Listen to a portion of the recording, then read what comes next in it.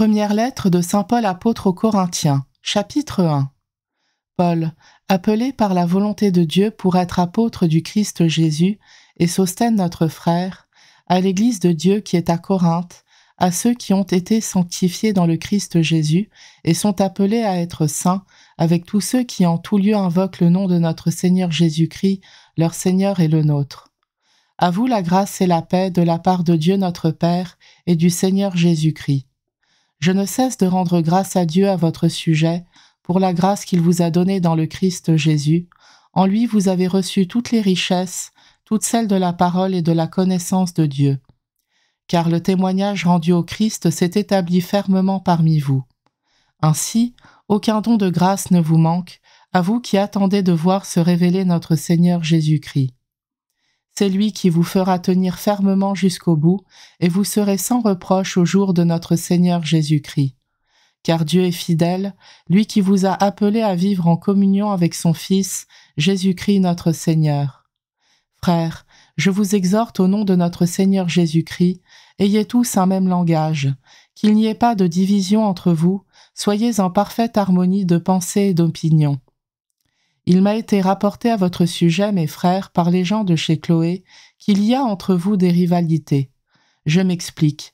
Chacun de vous prend parti en disant « Moi j'appartiens à Paul » ou bien « Moi j'appartiens à Apollos » ou bien « Moi j'appartiens à Pierre » ou bien « Moi j'appartiens au Christ ».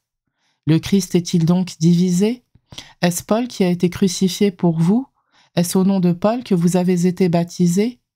Je remercie Dieu de n'avoir baptisé aucun de vous, sauf Crispus et Gaius, ainsi on ne pourra pas dire que vous avez été baptisés en mon nom. En fait, j'ai aussi baptisé Stéphanas et les gens de sa maison, et je ne sais plus si j'ai baptisé quelqu'un d'autre.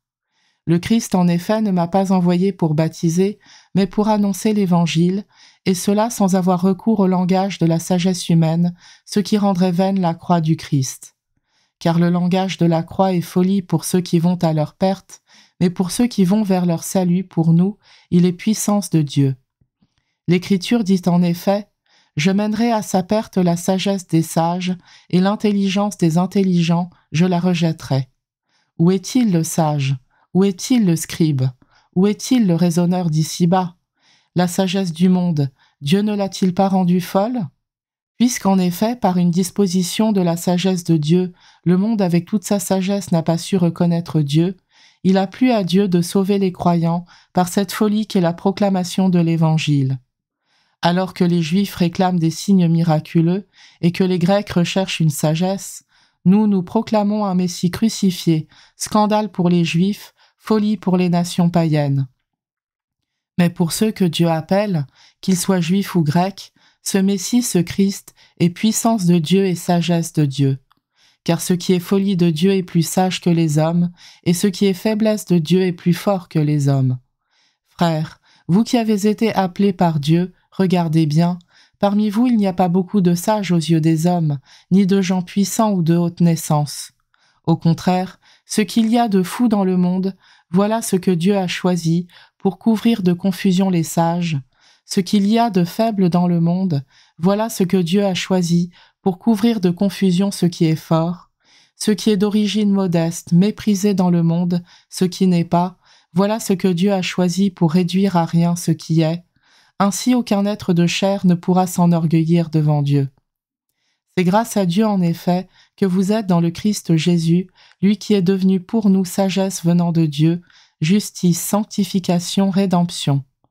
Ainsi, comme il est écrit, celui qui veut être fier, qu'il mette sa fierté dans le Seigneur.